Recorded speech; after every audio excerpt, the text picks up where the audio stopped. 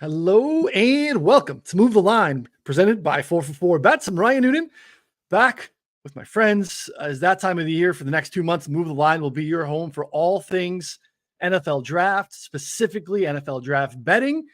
After the draft cycle, we're going to get into all the other offseason nuggets, impact of coaching changes around the league, futures market, all that stuff. I'll continue to be here at least once per week leading up to week 1 of the season. If you're here with us now on YouTube, take a second, subscribe to the show.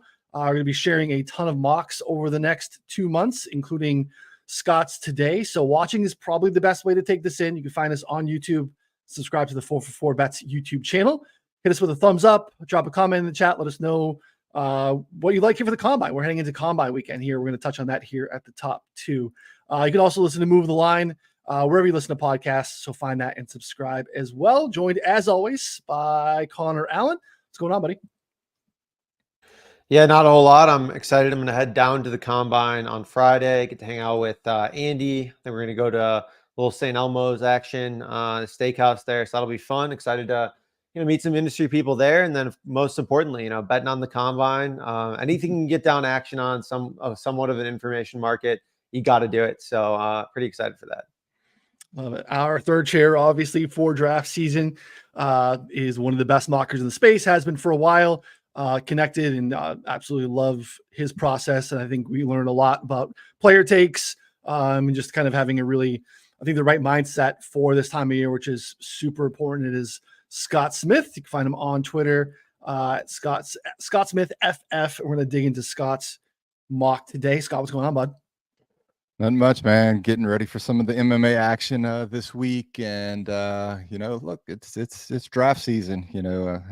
We're getting a little bit of a mulligan these last 2 weeks, and the big mock's going to be on you next week after all the information coming out from the Combine. So, look, I'm excited for all this. I'll probably be watching a good bit of the Combine, and Connor last week was trying to edge me just to go up and maybe take that flight to Indianapolis, but I've just got a little bit too much going on. But I'll be watching this week, and it'll be interesting to find out some of the news. And they've already got some stuff breaking here this week, and a lot of the action that's going on this week in Indianapolis. Yeah, right now it's kind of like media centric, interview centric. We have a lot of the shorts and t-shirt Olympics pushed to the weekend here, which I think is important. And I think gives us a little bit more runway to talk about some of the props that are out there from a Combine standpoint too. FanDuel is a pretty extensive menu in terms of actual legal books. The pick'em sites, we weren't sure they were going to get involved. I think there was a little trepidation on the pick'em sites last year to get involved, but Prize Picks is put out a little bit of a menu. Underdog's got a little bit of a menu. Connor, I think we're going to leverage Connor's excitement to be going down to Indy because he went and got in the weeds last night on some of these current Combine props that are out there. So kick it to you, Connor. You can kind of walk us through this, where we should be looking, kind of what your research led you to and what we need to be looking for. Well, first off, I think that, I got to give a shout out to some of the true grinders. So like Thor Nystrom, Eric Froton, Derek Brown. These guys know everything about every single player. So there's like certain opinions that I trust, and then there's certain like information-based bets that I trust. And so like they're the opinions. They have a good combo of opinions and information, but like just strictly off their opinions, like I think that they're just like rock solid for information. So quick shout out to them. Again, like my plays that I've been playing have been kind of a combination of that specifically. But like right off the top here, so like looking at Prize Picks and Underdog, again, shop around for the best odds. I played some Michael Penix under. It's 4-7 on Underdog. Reportedly running a good bit faster than that. In his practice times there. And then a fun one that I think I have him in every single play. Braylon Allen over 4.4 flat. It's now a 4.44. Braylon Allen is 6'2", 245 pounds. If he runs a 4.3, he would be the most athletic running back like of all time. Like more athletic than Derrick Henry. Derrick Henry had like a 98th percentile speed score at like 6'4", 247 and ran a 4.54. So like you're saying he needs to run like 0.15 faster. Like I just think that's still outrageous. So to me, that's a crazy one. I played some Jalen Wright overs as well in the low 4.4s. And then Blake Corum, I played over 4.41 as well. I think that's up to 4.45. Just everything that I've heard is he's going to be like close to like a 4.5 kind of guy. So those are a couple of the ones that I like the most here. But I don't know. There's a couple of other like long shot markets. FanDuel posted all this stuff, which is awesome, but they let you down like $20, which kind of sucks. So I sprayed the board on some long shots there for fun, but I don't have any takes that are too strong for the FanDuel side.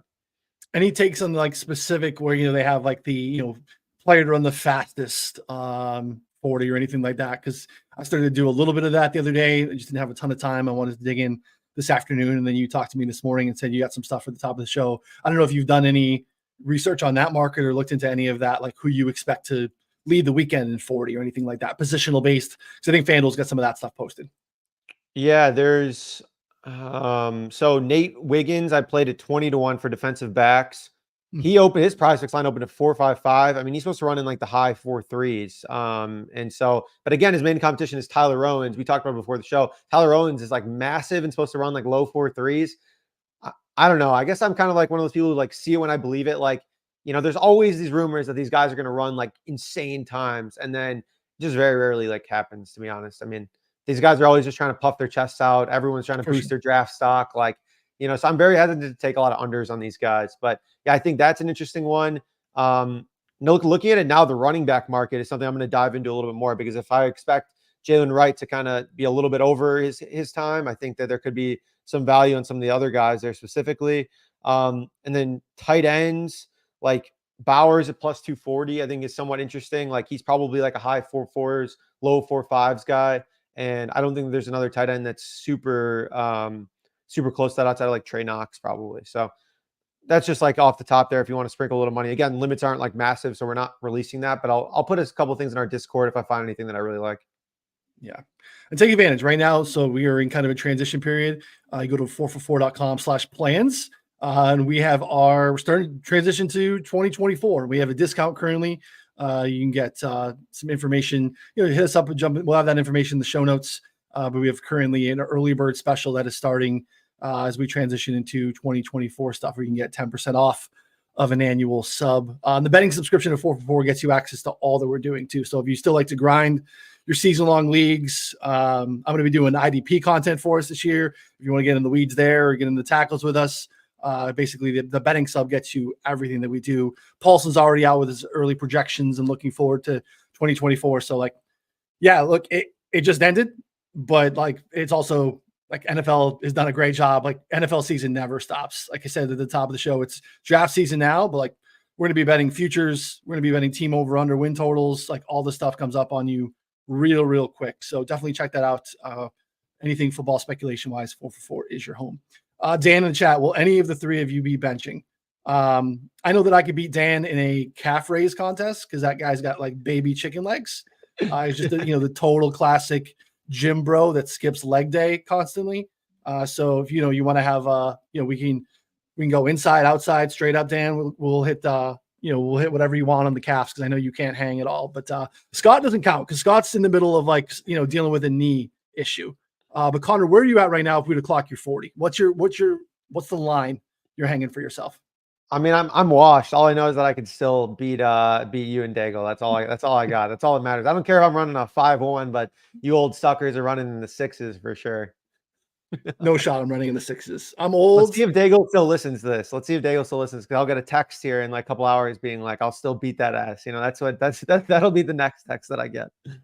Daigle's got little tiny legs. Like, I get like he's got to take a step and a half for every step that I take. So I'd get Daigle 2 on a 40. So yeah, I may be older than both of you, but I don't know. We might have to just try it out eventually. I was a little more confident a couple of years ago, but I've been, shedding some LBs, hitting the gym. Just got to, get my stride a little bit. Same. I hit the gym. I hit the floor right behind the desk. That's the best I could do as a dad. The gym is not part of the makeup these days, but trying to keep it in. I went to the Super Bowl. Gosh, it was a long time ago now. So it's been a while, but I was surprised at the time because I was still in my early 30s and I had like a 4.9 and change. So still under 5 at that time. Now it's been a long time. That's good. But I still think I'm not hitting 6. So Scott, I'm sure a healthy version of Scott can hang, but right now Scott's not healthy. So I can't even do it to him. It's not even fair. Yeah, he's just giving me the not wait. We got the last combine prop here too from Patrick in the comment. Over under of dong slips during the 40. I don't know who it was that happened to. Maybe it was like 1 or 2 years ago, something Chris like that. Jones. So, Chris Jones, yeah. It was I mean, we'll set the number at half. Juice towards the under a little bit, plus money on the over. So if you want to bet on dong slips during the combine, you can get some plus money there. Yeah. Shout out to the GOAT too, Tom Brady, putting out that clip today where like 46-year-old Tom Brady running faster than 22-year-old Tom Brady at the combine. Like that's some serious life goals right there. As someone who is fast approaching 46, I don't think I'll be able to beat 22-year-old self because I do eat nightshades. I don't go to bed before 7. I don't have a personal trainer that like lives with me like Tommy does, but pretty cool to see that stuff. So all right, let's bring up. Gave the old yeah. Oh, yeah, giving the olds. It is true. Let's bring up Scott's mock. Scott, talk to me about the process at this point. Again, we are just like Connor. We are pre-combine. We are, pre-free agency. We are in a spot where, you're dealing with definitely less information as we get closer because we are still 2 months, almost full 2 months out. What's shaping this? Just talk to me about your process here. Yeah, so for my initial mock draft, I really tried to kind of look at team by team and positional needs and not look at a lot of other information that's out there, a lot of other mock drafts kind of in general. I start to look at those a little bit deeper into the process to kind of see what some other people. So I kind of just go through a thought process here and try to get my own thoughts out. The interesting thing, we went through Connor's mock last week, and man, I kind of landed on some of the similar players that in the same positions because just the way I think the draft board is going to fall and the way some of these team needs are shaken out, it's the players are just right there in that range and match up, pretty similarly in some circumstances. But specifically, I was a little bit disappointed and woke up this morning, turned on NFL Network, and I kind of see Daniel Jeremiah's mock draft at the bottom, and he had some players to positions that I thought it might be unique on here for my first mock. And, so that was one of the things. It's both good and bad. I tend to like to be a little bit unique at times, but it's also good to know that maybe your alignment with a guy like Daniel Jeremiah, who's so well connected in the NFL circles, that you have some similar players and some similar takes and ideas of where players are going to land. We did that process last year, and I thought that was a fun exercise. I think we had like a Kuiper and Jeremiah release within like a day of each other. And I think we went side by side, and, Kuiper is out more recent than Jeremiah. Whereas, Jeremiah's been about a week or so where we had a Kuiper release yesterday, which I think is interesting to look at. And I'm going to cite this incredible resource by our friends, Vegas Refunds. Keep an eye out. We might have some Vegas Refund appearances here to kind of help us through this process. But definitely check it out. Find Vegas Refund on Twitter. And his draft betting resource is like, it's totally worth the price. Like if you're watching this show, you care about draft betting 2 months out, like this resource is fantastic. So check that out on VR's Twitter. But I think that's an interesting thing too. We can get a sense of, where people are falling, where teams are, like how frequently positions are being mocked to teams and stuff like that. So I think that's forming some stuff too. We feel like we've had a shift too, where there's been a lot of, I feel like there's a kind of consensus of 1, 2, 3 with the quarterbacks. You did something a little bit different here. You also did Drake May, similar to what Connor did at the start with Caleb and Drake May. I'll give you the floor to talk about Caleb if you want to. We've also had like an increasing thing of like, it's definitely Jayden Daniels in the mix in that top group. I think even Kuiper had that. We've seen a number of mocks in the last couple of days where it's, Jayden Daniels. My son will put on like ESPN in the morning when he's having some breakfast, and it's basically like, is it going to be Caleb? Is it going to be Jayden Daniels? Like Drake May suddenly on, first take is like a secondary thought, which is very interesting to me. So what was your thought process here? Kind of in that top group again, we could talk about, I guess, the bucket of 4 since you have Jayden Daniels going to 4, but talk to me about the top of the board.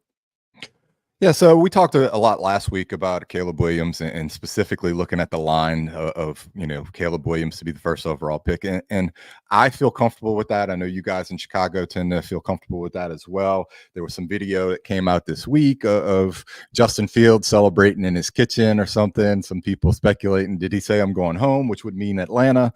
So there's some things like that, but I feel comfortable with Caleb Williams and just the overall team building philosophy of resetting, that quarterback salary cap and building around a rookie quarterback that's on his first contract. So Caleb Williams is the pick there. He's also probably the quarterback out of all of these that, even though you have some mixed opinions on him, he's the one guy that consistently gets that generational or special talent kind of moniker when you talk to some guys around NFL circles and what they think about him. So, that's a spot that I'm comfortable. I've been leaning heavily towards Drake May at Washington. And specifically when we talk about Cliff Kingsbury and some of the new play callers over there in Washington, and Phil Longo coached both Sam Howell and Drake May there in North Carolina. He's now offense coordinator in Wisconsin, and he is heavily connected, really good friends, think along the same mindset of Cliff Kingsbury, and I just tend to think that the insight that he's going to get in Washington front office is going to get into Drake May is going to kind of lead them to Drake May being that pick at number 2. Now here recently, you've had a lot of Jayden Daniels going to Washington coming into kind of the picture. And specifically, I think that comes a lot from what you've been hearing out of Dan Quinn this week in Indianapolis with some of his interviews and some of the things that they've been talking about. And I think where people are keying in on one of the things that he said was talking about getting a mobile quarterback. And Jayden Daniels is the most mobile quarterback in this draft, but it's not like Drake May can't move and can't run. When you go watch his tape, he's really good with the scrambles and some of that. And I think Drake May just does a better job of throwing to people who are covered than what Jayden Daniels does. I think Jayden Daniels is definitely in the mix there at 2, but it's up for debate. And the one thing I will say, if you want to key in on who Washington is going to end up picking there at 2, Peter Schrager is heavily connected to Cliff Kingsbury. I think you can go back to all the years that Cliff Kingsbury was the coach there at Arizona, and I want to say Peter Schrager hit on every single one of their picks. So right now the market sits around -150, I think, for Drake May to be the number 2 overall pick to Washington. If he ends up being the pick, I think that's probably going to be one of the best numbers you can get on him. But I don't think it's time to pull the trigger on that just yet. And like I said, when it comes to that pick, Peter Schrager is one of the guys that I'd be like heavily tuned into. Yeah, that's an interesting call there. Some of the movement that we've seen since the last time we met in terms of like the top of the board, Connor, is the only thing that's really changed is Jayden Daniels has gone from 15-1 to be the top pick to 8-1 on DraftKings to be the top pick. Everything else has been pretty stagnant. So I think that kind of does speak to what I was talking about at the top, where, someone like Hyper who puts him at 2, all of a sudden it's like, well, if there's questions about Caleb or whatnot. So what are your thoughts here on whether it's the field stuff, jumping in his kitchen, or anything that Scott had to say here at the top of the board? Yeah, I think it's pretty clear that Caleb's going to go one way or another, whether it's Chicago keeping the pick or trading down with Washington. I don't really see another scenario with another team trading up to 1, to be honest. The Bears, I would say almost certainly are moving on from Justin Fields. They're also -1,000 right now to keep the pick at FanDuel. You can bet on them to trade the pick at like 5-1. Again, I just don't think that that's going to happen right now. So I think they're going to stay, trade Fields, draft Caleb. We're probably going to see Fields traded in the next week, from my understanding. And so like after the combine settles, they'll just pick the best offer and go from there. I mean, they talked about wanting to move on quickly. We saw Ryan Poles have a couple of Freudian slips there with his interviews of being like, when this does happen, or, when we do, this, like, of like referencing trading Fields. Like, I think it's basically a done deal at this point. So, I think that's going to happen. And then 2 with May, I think that's really interesting that what Scott brought up specifically. Again, I still kind of lean there, but I think where I'm at, though, I want to like touch into this 3rd pick. I was pretty interested in the Marvin Harrison one, and I was wondering if Scott saw any of like the more recent reports on the Patriots, because I think I'm growing ever more firm on the opposite of what Scott has. But I'm curious to hear your thoughts first. Yeah, for me, it's really just doing a thought exercise and process of how the board could fall out if some different moves happen. And specifically here, I think the news that you're referencing was that Bill Belichick was had Jayden Daniels at the top of his board. And, it goes with a lot of that staff kind of holding over there. And in New England, is Jayden Daniels still going to be at the top of the board with that staff there? In this circumstance, the thought process was really, what if New England makes a move at quarterback, whether it be Kirk Cousins, Justin Fields, some of the other guys that are available? Would they come out better in a better situation with Marvin Harrison and a veteran quarterback versus, taking Jayden Daniels and whoever may be there with their second, third round picks?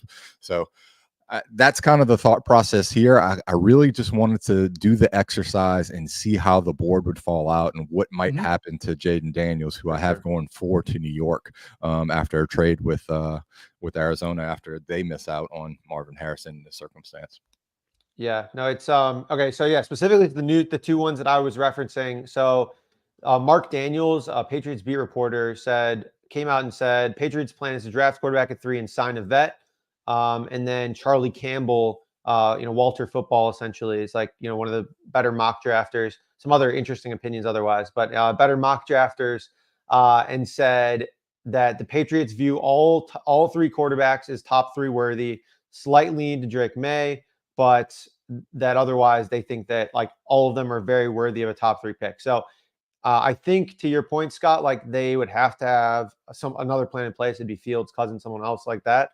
But it seems like from those two, like it seems like the Patriots at this point are like way more open than they have ever been with some of this info. Because like we would never even get reports like this. Like even if like people wouldn't even try and like claim it. Maybe people are trying to take advantage of the fact that Bill Belichick's not there and they're, thinking that they can get away with saying stuff that's not really quite as proven. But those are now 2 separate people who have said something like somewhat similar in a sense. So, obviously it's not a lock by any means, but I think that's starting to, it's the early signs of a drumbeat for me of them probably just like standing back and picking a quarterback. And one of the other names that's been mentioned, and I think it makes a lot of sense, is New England's had some interest, and there's been some reports that they've had interest in Sam Howell. Not that I think Sam Howell would preclude them from taking a quarterback there at 3, but I think it makes a lot of sense because Sam Howell didn't play great, but didn't play horribly. I don't think Eric Bieniemy did him any favors with the play calling and the protection scheme what they had with the offensive line last year, and the amount of times they just dropped back and slung it.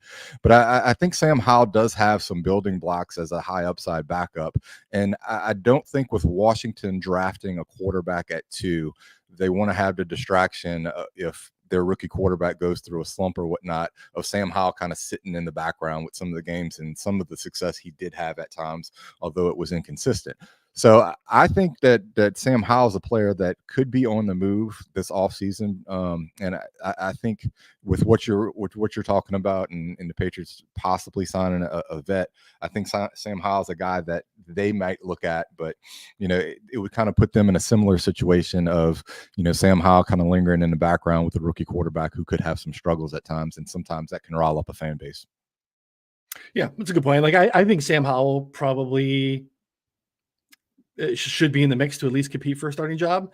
Do I want him to be the starting quarterback for my team when they're sitting in the top 3, when there are probably 3 quarterbacks on the board? I mean, I'm excited to see Marvin Harrison Jr. With the Pat the Patriot next to him, but I don't feel like that's a super exciting. I mean, Kirk Cousins, you can sell me on a little bit, but again, like Drake May would be a nice little fog. I'm kind of a Drake May fan at this point. I think if you watch the Underdog Drake May video that they do with him watching himself break down film with a quarterback that he's familiar with, who's familiar with his system, the same type of Colt McCoy who worked under Mac Brown in Texas. So like Mac Brown coaching Drake May at Carolina, I think is definitely an interesting thing to kind of go through the process there too. I kind of like what you did in the thought process of moving forward and like, all right, what do the Cardinals do in reaction at 4 when the guy that everyone thought they were going to take is no longer there? That becomes a spot where all of a sudden you continue to trade down. We saw last year that was a organization that is very comfortable and willing to be aggressive to move off of that if they, their board kind of shakes that way. There's kind of an increasing drumbeats. There's been a lot of pro Malik Nabers talk. Steve mentions here in the chat any thoughts on Nabers first non-QB at 13-1 on Rivers. I think there's some like first receiver off the board. Probably even a better price here on Rivers in terms of what they're doing with first non-QB. Part of that, I think, is the natural process of this, natural discussions that come out of this process. It's like it's the same thing with Caleb Williams almost. Like we start to look for reasons why the layup's not the layup. and why the guy that's like the consensus clear number one is not the clear number one.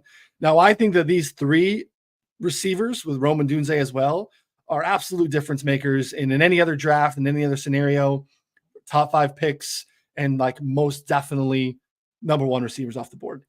It's just really hard to poke holes in Marvin Harrison Jr.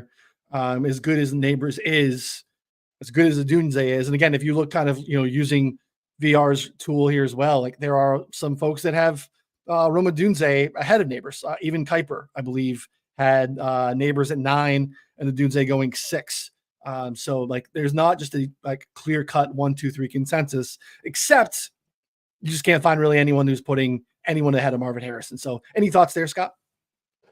Yeah, I'm a little bit frustrated this week with some of the news that's been coming out of Combine, specifically when we're talking about this bet with Nabers being the first non-quarterback. I think he had an opportunity to get some momentum going towards that, but then what you're hearing is that he's not going to do any of the positional drills and work out. I think he's just going to go and run the 40. So it'd be nice if he ran a 4.3. We talked about Marvin Harrison not working out this week. So there's just a missed opportunity to build more momentum going towards that. I don't think some of these front offices are really too happy about some of the decisions of these guys to not work out and kind of skip some of the combine drills. I think the combine really gives a lot of these wide receivers through the gauntlet and through some other things, a place to shine and kind of see how smoothly they move and catch the ball and things of that nature. And I just think it's a missed opportunity there. And it's not a bet that I'd be willing to make with as much, heat as there is surrounding Marvin Harrison being that first non-quarterback off the board. Yeah, and I want to add there too. So I was thinking about this a lot last night because I know Silva has bet this. I know that Boyden bet it. A couple other people brought it to me. I think at the price, it's not terrible, like 13-1. Again, anything over 10-1, sure, because there were plenty of reports that like some teams have Nabers over Marvin Harrison Jr., which again is viable. The issue I have with this board right now is so Scott has a trade going on here, but if you're the Patriots and you're picking one wide receiver over a quarterback, it's almost certainly be Marvin Harrison Jr. But in the normal scenarios that are just 1, 2 quarterback times 3, it just relies on the Arizona Cardinals, right? So like, does Arizona have Nabers over Marvin Harrison Jr.? I mean, all the early reports were that they like love Marvin Harrison Jr., right? Like they're all over him, et cetera, et cetera. And so if they somehow don't pick him, it would probably be like a trade down, right? Like it would be a trade down. So are someone going to trade up for Malik Nabers? Like in a spot like that's just kind of where I struggle with like those processes of like how, like in what scenario does Malik Nabers go over Marvin Harrison Jr.? And I just don't really see a whole lot of those scenarios happening. Now, I mean, it happened with the Derek Stingley Sauce one a couple of years ago in the surprise pick there. But even then, like, I feel like we had a little bit more uncertainty with what the Texans were doing at 3 because they had so many different holes. So, I don't know. I just struggled like get there, even though I think there is some value from like a totality standpoint. I'm just not quite sure. I think with Arizona there. Yeah, JMD asked a good question in the chat too, kind of referencing a couple of years ago when we had Ruggs, Judy, Lamb. The thought there was 3 different types of wide receivers would be fit based off of what the teams wanted. Asking if these are similar or different types. These are all alphas. These are not. These are all big boys with like the like Ruggs type speed, almost like maybe not Ruggs speed, but like pretty damn close. Which is just kind of a unique thing. Like that's the thing is like these are like you're there's just not as much of a differentiator in terms of like system fit. And I think it's a really good question. I don't think there's that much a difference between what these guys are all 6'3" and up with track speed and big 200 15 plus pound frames that are just kind of wide receiver ones in the NFL that are not necessarily scheme specific, where, Judy, a little bit different, Ruggs a little bit different. Obviously those careers have not played out like, they had thought for sure, but these guys are just, I think, kind of in a different stratosphere. And again, I think a really good question. I think you could do the similar exercise at the offensive line position. And that's kind of where we are with the next pick, because I referenced this last time we met. This kind of goes back to a couple of years ago. We had like Tristan Wirfs and Andrew Thomas, and like there started to be like a perception that there was a clear differentiators between the two, or between like the group of like 4 guys. And then all of a sudden it was Andrew Thomas and who was like buried in terms of where everyone else had him. So Scott's doing it a little bit different here with Olu Fashanu 5 to the Chargers. Joe Alt had been a popular kind of plug-in at 5. He has Alt going 7 to the Titans. You kind of have, JC Latham there in the mix in the next group. And then you kind of maybe have a little bit of a teardrop where some of the rest of those guys go. I think you continue to make a case that maybe all of that tier can be consolidated a little bit, and it becomes more of team need specific versus like player differential, if that makes sense too. Scott, talk to me about what you did here at 5 or any of the offensive lineman stuff. Yeah, for me, I think there's really 2 clear favorites, and that's going to be Olu Fashanu and Joe Alt. And I think you really just kind of have to take your decision based upon what you feel with those 2 guys. I think Joe Alt, when it comes to talking about him, I think he's the more finished prospect. In the last 2 years, he's kind of been rated as, the top offensive tackle there in college football. And I don't think he's done anything to really do that. But when you start talking about Fashanu, I think he's got a higher ceiling at this point. And specifically here to the Chargers, you start talking about, Harbaugh taking over, and, that's a player that he saw in the Big Ten that he's going to be familiar with, and so it was just a little bit of a lean there because I think Harbaugh is going to be the one calling the shots. If they do go offensive tackle, I think Fashanu's got a little bit higher ceiling, and it's just a familiarity thing with them playing against Penn State and being familiar with some of the Big Ten players and, scheming as to how they're going to beat that guy. I think it's a guy he'll be a little bit more familiar with. And that was really the lean there to go ahead and switch it up from Joe Alt. But I feel pretty confident here that if it's not Brock Bowers at 5, it's going to be a tackle. So. Yeah, that makes sense. What's interesting, again, referencing the latest Kuiper mock draft, his first offensive lineman off the board is J.C. Latham, 5 to the Chargers. Latham currently on Rivers, 9-1 to be the first offensive lineman taken. So again, like Kuiper's is a little bit off market in comparison, but like most people have, Latham kind of going in that next range in terms of like, basically in the low teens. But Latham's a guy that could go out and have a really nice combine from like a size speed situation. Like he can go out and put up some really nice athletic testing and put himself in the mix. My point is just, I think that the way that this is spaced out, and I'll go all the way down to, Marius Mims, who you have 25 to the Packers, who another guy that is like freakishly athletic for his size, who can go out here and put up some insane numbers. Like this, I just don't think there's a huge gap between all of them, and this can kind of become team need specific. So I would stay really pliable. I wouldn't bet into the top of the board here if you're looking to get into like first offensive lineman off the board, where it's like Alt and Fashanu are a little bit ahead of everyone else. I just would stay pretty open to that. Let kind of free agency play itself out. Let the combine play itself out. And I think you could see a shift where some of these guys go. Connor, do you have anything to add on this topic? Yeah, just briefly here. So Kuiper is the only one out of anyone that Vegas Refund is tracking on the sheet, which he just tracks like sharp mock drafters basically. Who has him as a first offensive line. And there's only 2 people who even have him in the top 10. So it's like Kuiper and then Trevor Sikkema. It was like for a mock on 212. So that's like 2 weeks ago. So I think it might just be like an early exercise kind of thing, like where you're just putting it there and figuring it out. I think more notable is that the amount of people are starting to put offensive line with the Chargers instead of Brock Bowers, which was like an early candidate. So that's what I'm mostly paying attention to here. I don't think there's enough signal to like even give 9-1 a pop on JC Latham. Yeah. I think it's just as, stay pliable. And, Kuiper may have lost his fastball a little bit, but I would expect him to be, maybe a little bit more plugged into some of the other mocks that are currently, checked in the sheet. And again, obviously VR's sheet is solid and not just like literally any other mock draft. There's sites that have that. If you want to just find literally any mock draft that's been done, that's not what this is, but I think it's definitely something to kind of stay flexible with. We still kind of landed a wide receiver with the Cardinals, even on the trade back. We talked about Alt there as well. Dallas Turner at 8 to the Falcons.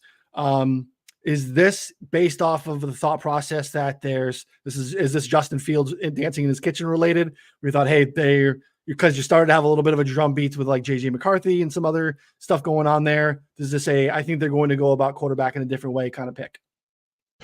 Yeah, for me, I think it's going to be about going quarterback in a different way. Specifically, when we start talking about longevity of being a GM, Terry Fontenot doesn't have it. You look at the way that team has approached the quarterback situation, and I think that plays into Arthur Smith getting fired. And so when you start talking about these GMs wanting to protect their neck and be able to have a little bit of leeway, I don't think Terry Fontenot has it. And so taking a chance to sit here and kind of being on the outskirts of the top 3 quarterbacks and maybe having to take a chance on JJ McCarthy, I don't think is something that's going to sit well with Atlanta and Terry Fontenot having a long extended career there in Atlanta if he does that. So I tend to think that they're going to make a move, whether it be for Russell Wilson, Justin Fields, or even Kirk Cousins. And you start to look at the offensive weapons that they have there. They need a quarterback that's ready to play now, not somebody that's going to come in and need a year or two. So I think Justin Fields, there's a lot of smoke there, with him being from Atlanta. I think he's got a strong possibility to land there. But when you start looking at everything else, that's a team that I think needs some help, applying pressure on defense and doing some of that. And Dallas Turner is kind of the top guy here as far as the edge rushers and top defensive player on most draft boards that you see. So that's why I kind of slotted him there to 8 with Atlanta. I just don't think that Fontenot can really go any other route and waiting for the 4th quarterback off the board in the draft. Yeah, it's an interesting point. Patrick in the chat has an interesting point as well. Arthur Blank might not be around for a lot longer. So I think that's pretty funny. Yeah, I mean, I get the process. I feel like this is where we were at last year when there was, the early Bijan Robinson stuff. It's like, man, the Falcons have such a year-over-year need to generate pressure. So, landing there on a defensive edge, I think does make a lot of sense. You mentioned, Turner, I think, is the consensus. I don't think you see anything in the mock draft that'll tell you that he is not the first defensive edge off the board. There are a couple others that are in the mix here with Jared Verse and Latu had basically retired because of injury issues, but he came back and man, I don't know if you guys have watched any highlight clips of this kid. He is really fun. And if he is on your team, I don't know. I feel like he can, if some of the medical stuff is okay, I think he is going to be a name to continue to watch come up. Now, again, I can imagine some teams probably just have a straight black line through his name. There's any medical concerns. It's really hard to take that shot and miss in the first round. But the tape seems kind of fun. I could see him getting into a spot where it's, he's a little bit closer to Verse and Turner, but I think that's probably an interesting discussion down the road. Rome Odunze, same thing that Connor had. JC Latham. Connor, I believe you also had an offensive lineman to the Jets, which I think is the important part of this process at this point, right? More so than names is sometimes just positional stuff. JJ McCarthy falling from 8 where Connor had them to 11. I think this would be a absolute wet dream for the Vikings to be able to sit there at 11, get their answer at quarterback. I think McCarthy would be someone that the Vikings would absolutely love in Kevin O'Connell's system. That would be a fantastic fit for them. Talk to me about JJ McCarthy here, Scott. Yeah, it's really, when you start looking at it, JJ McCarthy's had that rise up boards. And specifically, you're hearing reports and it's making you less and less comfortable that Kirk Cousins is going to go ahead and return. I think what they're looking for is a 2-year deal. When you start talking about it, it's probably going to be somewhere in the range of 45 million. So you're talking 90 million over 2 years for Kirk Cousins. I think Minnesota is a little bit away from that, not wanting to really go that route. So it's really, I'm starting to feel less and less that they're going to go and have Kirk Cousins return. At this point, if I had to put a number on it, it'd probably be 50-50. Even with Kirk Cousins return, that's a team that needs help along the defensive line. You start talking about Daniil Hunter and, some of the other players that they have there not necessarily working out. And so I think when you talk about Brian Flores, I think defense is a route that they can go. But if there's a quarterback here like JJ McCarthy, I think they would go ahead and pull the trigger and kind of start to build for the future at that quarterback situation with the weapons that they have in Justin Jefferson and TJ Hawkinson. Yeah, I love that. Hunter, a free agent and unlikely to return. Did have a nice year last year compiling sacks, but it doesn't seem like someone that the Vikings are looking to extend in the long term. Interesting here is when we get to the first name that was not in Connor's mock draft, And when this is going to happen, you're going to have someone go from not in the draft to in the draft into the top 12. It's probably going to be a quarterback, and this makes sense. We did talk. It's been a little bit of time saying, like, listen, the Broncos are kind of strapped in terms of where they're at in draft capital and some of the other things that they're going to have to get off of a post June 1 cut here of Russell Wilson. Bo Nix here at 12, getting their answer at quarterback. Is it just that simple as, hey, we kind of all agree that they got to do something and they're going to be hard pressed to do something in terms of a splash on the Kirk Cousins? That's not in what the range of outcomes for what they're doing. Probably really hard to get up into the top 3 or even get ahead of Minnesota to get McCarthy. Go ahead, Scott, talk to me about Bo Nix. So as far as Bo Nix, I think we kind of hit on the top 4 quarterbacks, and I just think Denver is in a bit of a situation to where they have to go some route. Specifically, I've heard, some reports that Sean Payton does like Bo Nix, and when you look at some of the stuff that Sean Payton runs and some of the knocks against Bo Nix, it's been more about his willingness to throw deep. And Sean Payton has historically run a lot of slants, a lot of short to mid-range stuff with some bigger wide receivers, and then some other guys that have a little bit of ability to break some yards after a catch. Bo Nix excels there in that short to mid-range stuff. He had a really good season at Oregon. He's got the athletic ability and size that I think that could hold up. But I think that even putting him here is a little bit of a reach. But like I said, I just think when you start looking at draft capital and assets, Denver's in a tough spot. And I don't necessarily think that reaching for a non-quarterback necessarily is the situation or route that they go. I could possibly see them going ahead and trading back a little bit, maybe for a team that would want to move up for a Brock Bowers. Somebody like Cincinnati maybe could move up and get Brock Bowers, and maybe that would be a better range for Bo Nix to be there in that 18, 19, 20 range. Something like that happening where Denver can kind of recoup some more draft capital and assets would make a lot of sense. But under this circumstance, with the top 4 quarterbacks off the board and Denver needing to make a move, Bo Nix is a guy that fell on. Bo Nix currently, based off of Vegas Free Funds sheets, going in the first round on 29% of the mock drafts. You will, when he updates and adds yours, you will be the highest on Bo Nix. I don't hate it, though. I think the process makes a ton of sense. I do think what you said there at the end is spot on, whereas it's maybe at this point a player team fit that I think makes a ton of sense. It might not happen at 12 because they might have the ability to get off of that and still land on the player. I think the shout out to Cincinnati is a great call too, in terms of a trade up partner possibility. So yeah, I think the process that is here, I think makes a ton of sense versus just someone seeing Bo Nix at 12 and being like, what's this guy doing? Bo Nix at 12, like no one's got him in the first, I think this is really sound process, and I think that there's something there. Connor, any thoughts? Again, you left Bo Nix out. Were you close, or what do you think about Scott's process here? Yeah, I guess I just don't really know right now. I think his process on the Broncos drafting a quarterback makes sense. The Broncos are plus 350 right now to draft Bo Nix, which is currently the favorite over at ESPN Bet. So I think that's worth noting as well in terms of what they expect. So yeah, I think Scott did a great job there. We're pretty aligned on those top 10, 11, 12 guys here, pretty much with everyone there. And then I guess I just want to circle back real quick to a guy like Dallas Turner. He's 6'2" with a wingspan that is larger than Lauri Markkanen, Jason Tatum, and is a half-inch shorter wingspan than LeBron James. I mean, he is just, and his 40 time is expected to be in the high 4.4s, maybe low 4.5s, and he's 250. I mean, he is an absolute freak, is awesome. It would not be surprising at all if a team like the Giants, Chargers, Titans decide we just need a sick edge and we're just going to draft Dallas Turner. So I think depending on his combine performance, definitely worth keeping in mind. Yep. Good call. Yeah. Big guy. Definitely a, Trayvon Walker type, shorts and t-shirt all-star for sure. Whereas, they fell in love with him because it was just all right, this guy's traits. He was just seeing, knowing teams to draft traits too, I think is an important piece of it too, as we get there.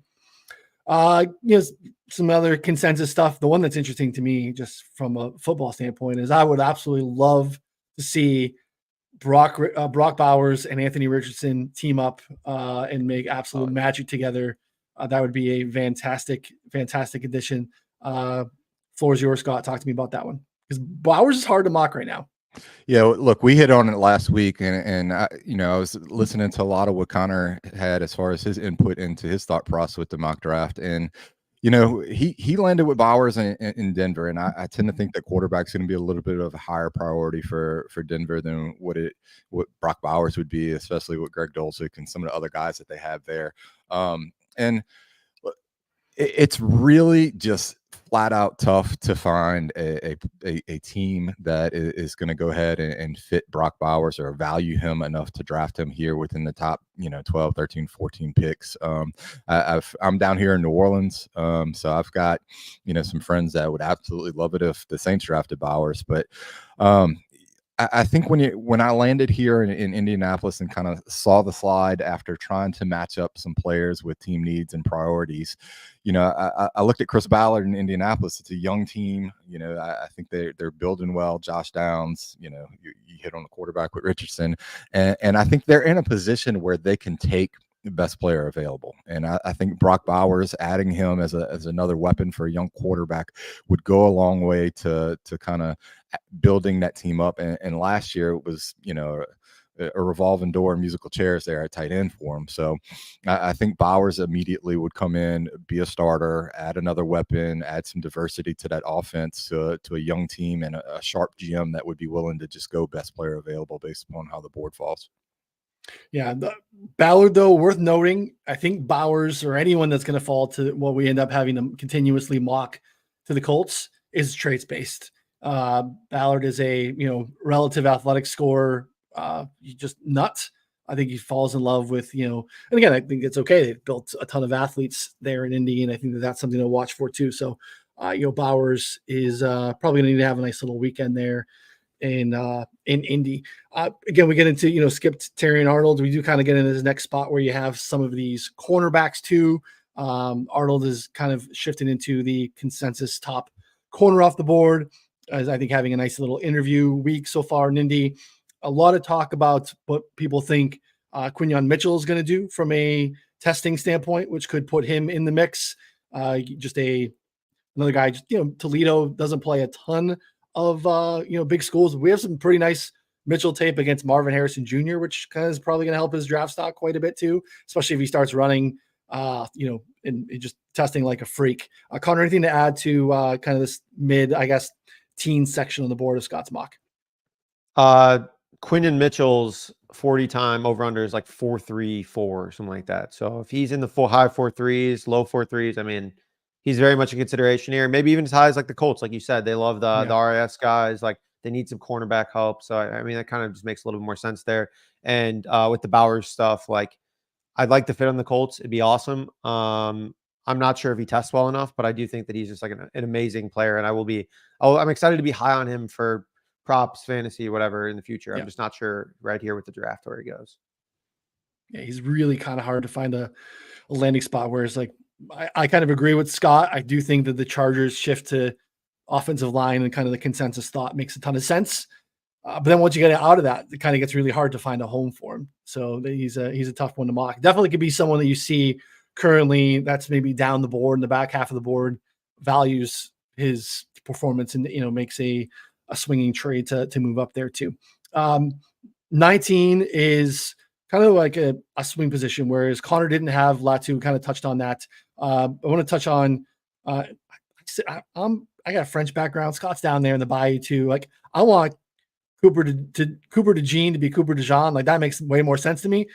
He's not in your mock here, Scott. And then you kind of replaced him with someone that Connor didn't have in his mock as the Rams, kind of the focal point of that. Kind of talk to me about the Rams or maybe even just DeJean not being in your mock draft. Right now the reports on Cooper DeJean is that he's not able to perform this week at the combine. He is there doing interviews. I think he will interview well. I think people will like his tape. Look, there's a stigma with white cornerbacks, like it's out like there. They don't exist. So he's a bit of a unicorn in that sense. And he's not going to be able to participate at the pro day either. So he's going to have his own private workout. And, for all of those unknowns and him being a bit of a unicorn as far as a white cornerback, I think there's a little bit of caution to be thrown there as far as Cooper DeJean maybe making it into the first round. So I'm going to hold him out of the first round for now until we get some more information kind of on his medicals and maybe how he tests and perform.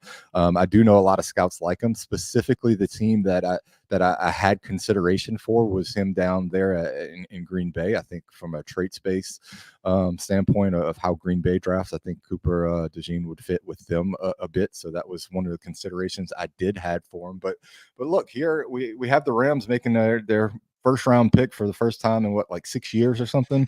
Yeah. And it really struggles to try to figure out where they might go here in the first round because it's been so long, but they've hit on their mid-round picks at a high rate.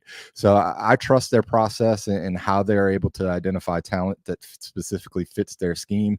We kind of hit on Latu a little bit with his injury history and how he basically retired from football for a little bit to come back. And when you turn on the film, the guy has skill as a pass rusher. He's got multiple moves. He's probably a little bit further along as far as his pass rush moves than some of the other pass rushers here in the first round. And I think this is specifically going to be a situation where if his medicals check out, this is going to be a range where I think you could see him and maybe even higher depending upon his medicals. But I think when you start looking at the Rams and what they were able to do with kind of turning around their offensive line and having, their offense come back to life last year, I think they're going to go ahead and maybe address defense and get another edge rusher that can go ahead and make a little bit of noise on defense with them.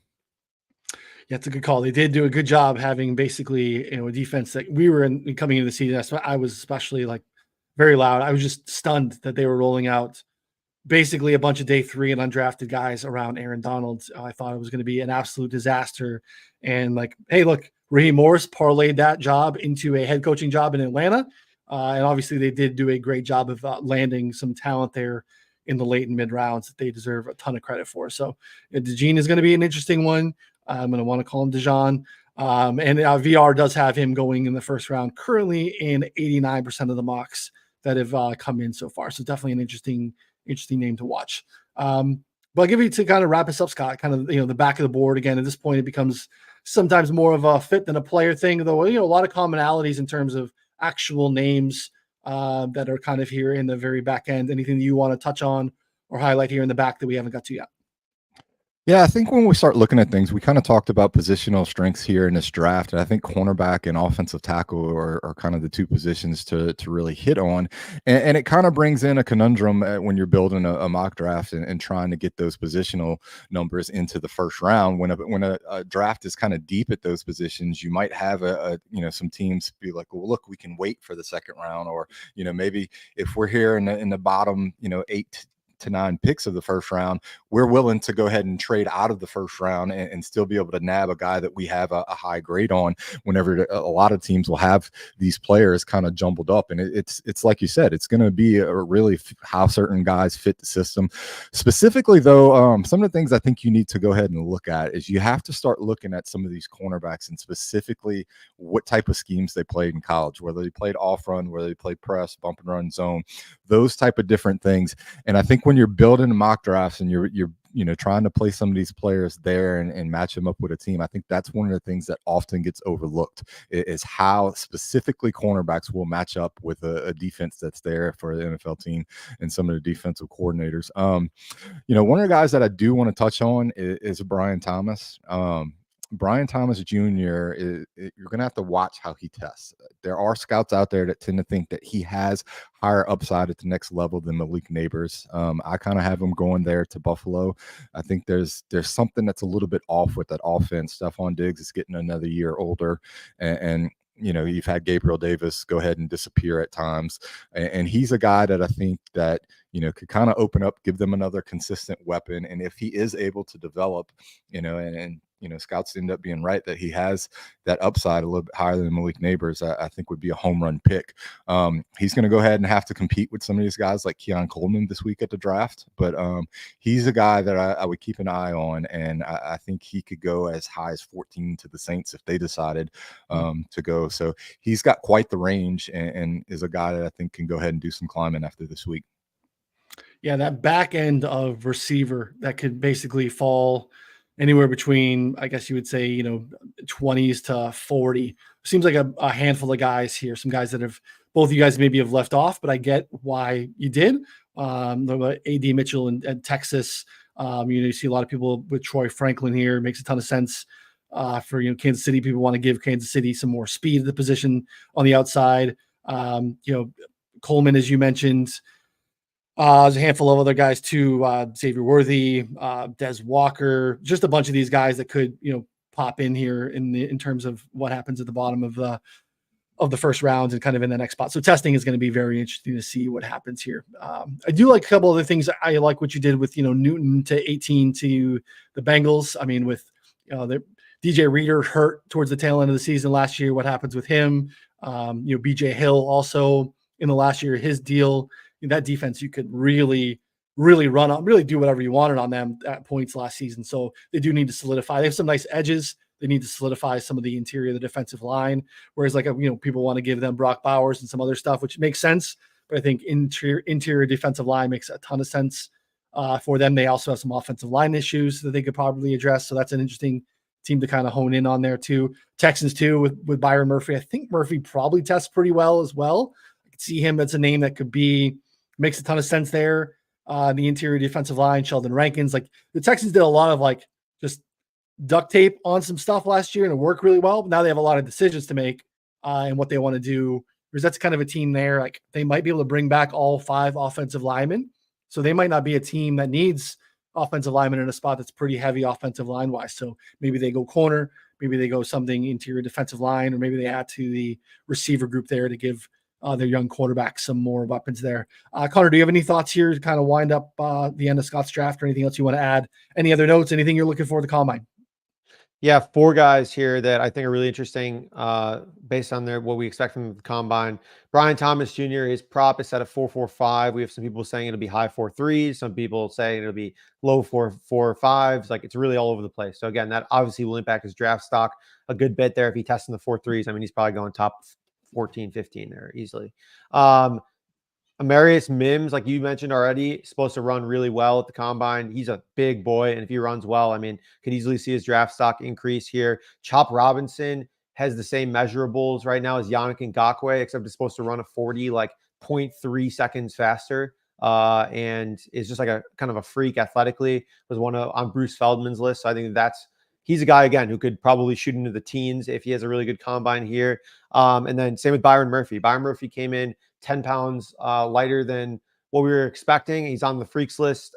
His prop's at 5, and he's supposed to run in the 4.8. So again, he runs in the 4.8s, and he's probably moving up the draft board as well. And then Nate Wiggins too, same kind of thing. I mean, just supposed to be an absolute freak. So like there's 4 or 5 guys here. Like I'm not sure they go over, because like I think that there's some good guys in the teens too, but like it almost more so solidifies them as like first round picks instead of maybe moving them up like too high. Yeah, I bet the Mims first offensive lineman at 30. It's not probably happening, but I feel like he's got a Georgia pedigree. He's going to go out and do really well. I think it's just, my point was that like where Scott has him at 25, I get it's really hard to mock him way higher, but it becomes a thing where it's like I think that these guys are closer. And also I think to Scott's point can be kind of a team need based in terms of like what kind of scheme did you play in college? Do you have maybe some flexibility? Whereas like, okay, I think it made sense for the Titans to have Skoronski where they could kick him inside, or like the versatility that's offered too. Like that could become team need specific too. So again, like Mims to me at 30, I don't think Mims is going to be the first offensive lineman off the board, but I thought it was worth a sprinkle at the price. Because I think he can go out and test and do something really well. And I think it's just kind of a group that I think is really close versus where you see them mocked, where I think your mindset becomes like, are there some clear delineation in tiers? I don't think that's necessarily the case 2 months out pre-testing before these guys get these guys in teams get these guys in and meet with them. So yeah, I think those things are definitely interesting. Cornerback, I think, is another scenario where, like you said, like Mitchell's in the mix, Wiggins is in the mix. Like, we kind of have this thing where it was Arnold. You looked at a mock draft from the middle of the season during, maybe September, October. Everyone had, Kool-Aid number one. So like these things are a little bit more pliable as we get more information, and we are definitely in, information finding season. So good stuff as always, Scott. Head over to 4for4. Check out Scott's mock. If it's not up on the site yet, should be out very shortly, or probably by the time you are listening to this. So good stuff as always. Anything else for the people?